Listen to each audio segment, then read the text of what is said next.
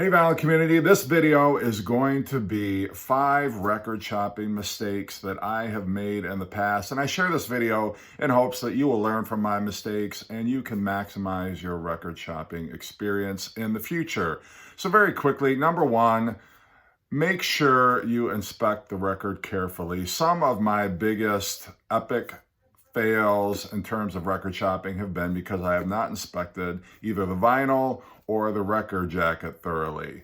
Sometimes we just get so excited when we find that album that we've been looking for a long time. It might be a grail, it might just be something that we never stumbled on in the wild before, and in our enthusiasm we just grab it and we don't really take a look at the vinyl, we don't inspect the sleeve, and then we get home, and if you're like me, you find out, oh shoot, it's a repress. I didn't realize it was a repress. That happened to me actually not too long ago.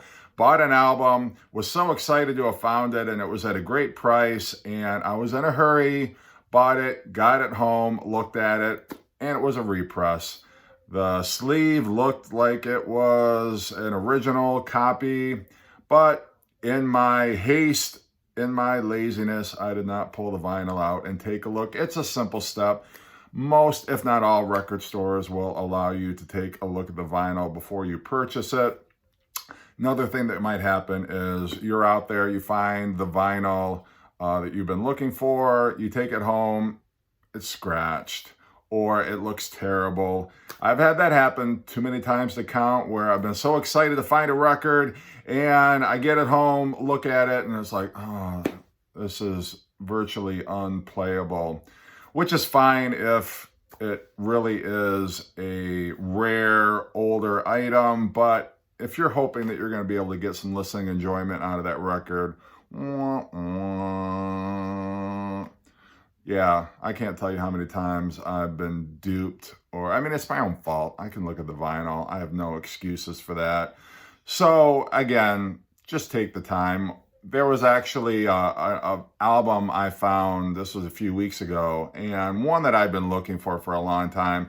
Found it at what I thought was a reasonable price, but was very sad to find out that the vinyl was just in terrible shape. I did not buy that one, but there's nothing more disappointing than seeing a record you've been looking for high and low, and then the vinyl is all beat up. So, bummer. Another thing to be careful of is watch, we get so excited. We look at the vinyl, it's in perfect condition, great. Pay for it, you get it home. Oh shoot, it's a cutout.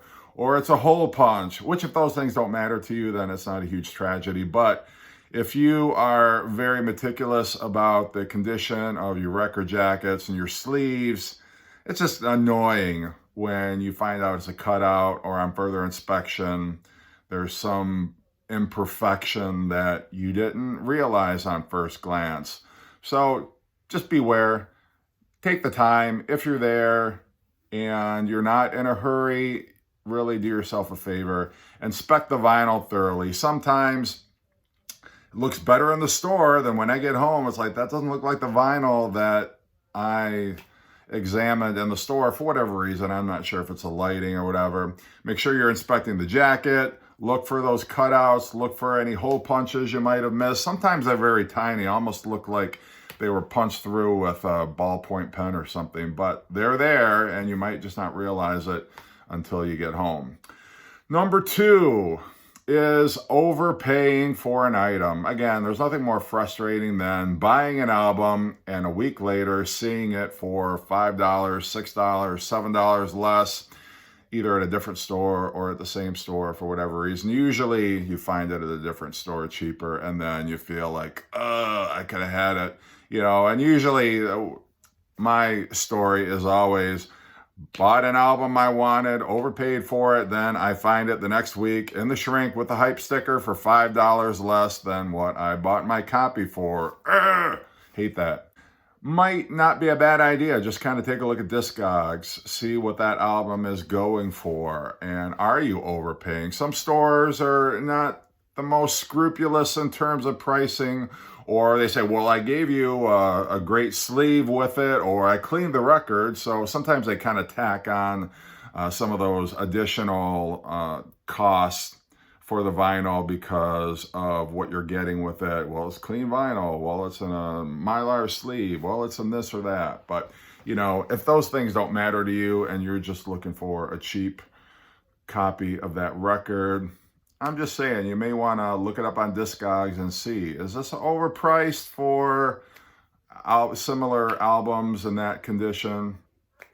Number 3, and this is something you might not think of, but ask for a discount.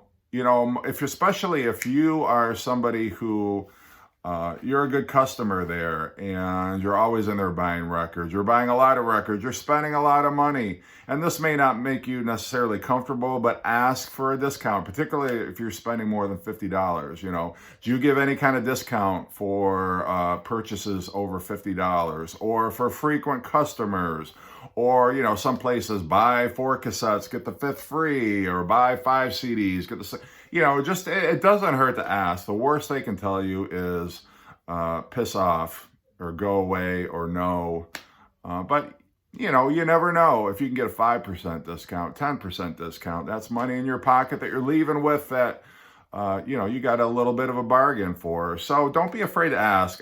By and large, I've never met a record store owner or anybody who's worked in a record store who has been a jerk about it or has been unreasonable. My experience, your experience might be different, but my experience is by and large, the people that work in these stores are very nice. They're very reasonable. And I think if they want to keep you as a customer, if they want to keep you buying their merchandise, you know, what's 5%, 10%, you know, especially if you're spending a lot of coin in their store, it would behoove them to keep their customer happy. So something worth trying.